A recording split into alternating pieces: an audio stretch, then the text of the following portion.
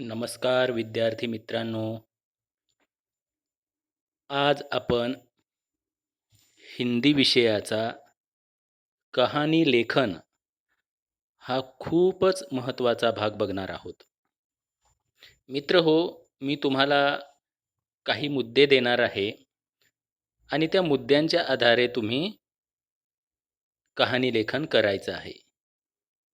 मी सुरुवातीला तुम्हाला मराठीमध्ये यासाठी सांगायला लागलोय, की कहाणीमध्ये कहाणी लिहत असताना कोणकोणत्या गोष्टी महत्त्वाच्या आहेत, ते व्यवस्थित समजावं तुम्हाला. त्यासाठी सुरुवातीला मी 1-2 मिनिट मराठीमध्ये माहिती सांगणार आहे. मित्रांनो, आपल्याला कहाणी लेखनासाठी मुद्दे दिलेले असतात. तर पहिली महत्त्वाची गोष्ट, ते मुद्दे आपण व्यवस्थित समजून घ्यायचे आहेत.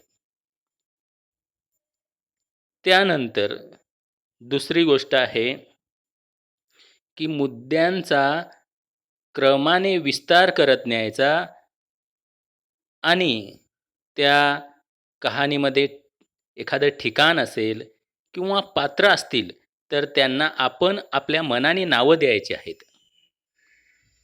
आणि जी घटना असेल त्याचं विस्तारित असं वर्णन करायचं आहे. विस्ताराने वर्णन करायचं आहे. आणि काही पात्र असतील तर त्यांचा संवादसुद्धा दाखवायचा आहे. तिसरी महत्त्वाची गोष्ट आहे, कहाणी ही भूतकाळातच लिहिली पाहिजे. ही खूप महत्त्वाची गोष्ट आहे. इयत्ता 7वी ते 10वी पर्यंतसाठी ही कहाणी येते. त्यानंतर संपूर्ण कहाणी ही साठी 3 ते 4 परिच्छेद केले पाहिजेत. 3-4 परिच्छेदामध्ये लिहिली पाहिजे आणि विरामचिन्हांचा योग्य असा वापर केला पाहिजे. त्यानंतर तुम्हाला जर त्या कहाणीमध्ये शीर्षक विचारलं असेल, तर छोटंसं शीर्षक द्यायला पाहिजे. ते कहाणी लिहिल्यानंतर तुम्ही शीर्षक द्या किंवा वाचल्यानंतर तुमच्या लक्षात येईल, की या कहाणीला शीर्षक काय द्यायला पाहिजे. त्यानंतर शेवटी सीख लिहायची असते. सीख म्हणजे काय? त्या कहाणीतून काय बोध होतो, ते लिहायचं आहे. त्यानंतर कहाणी लिहत असताना अक्षर सुंदर व स्वच्छ असायला पाहिजे. आता या ठिकाणी तुमच्यासमोर बघा काही मुद्दे दिसतात. तर ही कहाणी जी आहे, अगदी या ठिकाणी मुद्दे थोडेसेच दिलेले आहेत. पण कहाणी मात्र बरीच मोठी होईल. आपल्याला 6वी, 7वी, 8वी यासाठी ही कहाणी जी असते साधारण 5 ते 8 मार्कांसाठी आलेली असते. तर बघा ही कहाणी मी सांगतो कशाप्रकारे तुम्ही तयार करू शकता. सुरुवातीला मी मुद्दे वाचतो. 2 मित्र, सागर में तूफान, नौका का टूटना, दोनों का एक ही तख्ते का सहारा लेना, तख्ता केवल एक का भार संभालने में समर्थ, मेरी माँ को संभालना, यह कहकर अविवाहित मित्र का तख्ते को छोड़ देना, दूसरे का बचना. यहाँ पर तख्ते का मतलब है लकडी का तख्ता, म्हणजे फळी आपण म्हणतो त्याला. आता हे वाचल्यानंतर लगेचच लक्षात येतंय, की हे दोन्ही एक चांगले मित्र आहेत. याच्यासाठी शीर्षक आपण दिलं सच्ची मित्रता किंवा मित्र हो तो ऐसा किंवा संकट के समय ही सच्चे मित्र की पहचान होती है. असं तुमच्या मनाने एक शीर्षक देऊ शकता. अब देखिए दोस्तों, ये जो 2 मित्र हैं, जब कहानी लिखेंगे तो 2 मित्रों के हमें नाम भी लिखने चाहिए. तो थोड़ी जानकारी मैं इसके बारे में बताता हूँ. देखिए, लक्ष्मण और महादेव गहरे मित्र थे. वे दोनों मछुए थे या मछुआरे थे. और समुद्र के पास एक गांव में रहते थे. लक्ष्मण की शादी हो चुकी थी और वह एक बच्चे का पिता था. महादेव अभी अविवाहित था। एक दिन दोनों मित्र एक ही नाव में बैठकर समुद्र में मछली पकड़ने के लिए निकले। वे सागर में दूर तक पहुंच गए। उसी समय अचानक आकाश का रंग बदल गया। तूफानी हवा चल पड़ी और सागर में ऊंची ऊंची लहरें, लहरें म्हणजे लाटा, लहरें उछलने लगी। दोनों मित्र जिस नाव में बैठे थे वह पुरानी थी। पुरानी लहरों के थपेड़े जोर जोर से आने की वजह से वह टूट गई। उसका एक तख्ता अलग हो गया।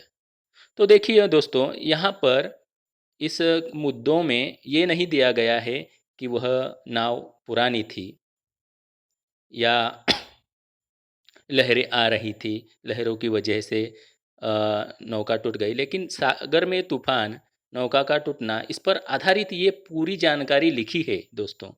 तो इस तरह हमें हर एक कहानी लिखनी है। तो मैं अब इस वीडियो के बाद आपको कुछ मुद्दे देने वाला हूँ। तो इस तरह से आपको ये कहानी पूरी करनी है। आगे देखिए, वह पुरानी थी, तूफानी लहरें के थपेड़ों से वह टूट गई, तो उसका तख्ता अलग हो गया। दोनों मित्र उस तख्ते को पकड़कर किनारे पहुंचने की कोशिश करने लगे, पर वह तख्ता मुश्किल से ही एक आदमी का भार संभाल सकता था, ऐसा लिखना है। दोनों को लगा कि इस तरह तो हम दोनों डूब जाएंगे।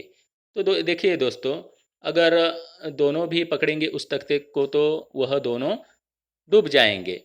तो उस हालत में महादेव ने कहा, लक्ष्मण, तुम इस तख्ते की सहायता से किनारे चले जाओ, मैं इसे छोड़ रहा हूँ। ऐसा किसने कहा? महादेव ने। क्यों? क्योंकि महादेव की शादी नहीं हुई थी और लक्ष्मण की शादी हुई थी। तो महादेव ने कहा कि तुम पर पत्नी और बच्चे की जिम्मेदारी है, मेरी तो बस एक बूढ़ी माँ है, तुम मेरी माँ की भी देखभाल करना, तुम मेरी माँ को संभालना। तो लक्ष्मण चिल्लाया, नहीं नहीं दोस्त, नहीं। लेकिन तब तो महादेव तख्ता छोड़ चुका था। महादेव जानता था कि अगर दोनों भी तख्ते को पकड़ेंगे तो हम मर जाएंगे दोनों भी, और इसलिए महादेव ने तख्ता छोड़ दिया। देखते ही देखते वह तूफानी लहरों में समा गया। कहीं भी दिखाई नहीं दे रहा था महादेव। लक्ष्मण किसी भी तरह किनारे पहुंच गया। महादेव की मृत्यु पर सारे गांव में शोक मनाया गया। गांव वाले बहुत दुखी थे और सभी लोग इस तरह की बात कर रहे थे। सबके होठों पर इस तरह की बात थी, मित्र हो तो महादेव जैसा, मित्र हो तो महादेव जैसा। तो दोस्तों, इस तरह आपको एक कहानी लिखनी पड़ती है, आपके मन से लिखनी पड़ती है। यहाँ पर आपको लेखक होना पड़ता है। दोस्तों, अगर हम आप अपने मन से लिख सकते हैं, सच्ची मित्रता लिख सकते हैं, या मित्रता निस्वार्थ और त्यागपूर्ण होती है, ऐसा लिख सकते हैं। तो ठीक है दोस्तों, मुझे लगता है आपके समझ में आया होगा कि कहानी कैसे लिखते हैं। तो मैं आपको कुछ मुद्दे भेज रहा हूँ। ये वीडियो देखने के बाद उन मुद्दों को आप देखिए और अपनी कापी में, स्वाध्याय कापी में ज़रूर उस कहानी को लिखिए। धन्यवाद दोस्तों।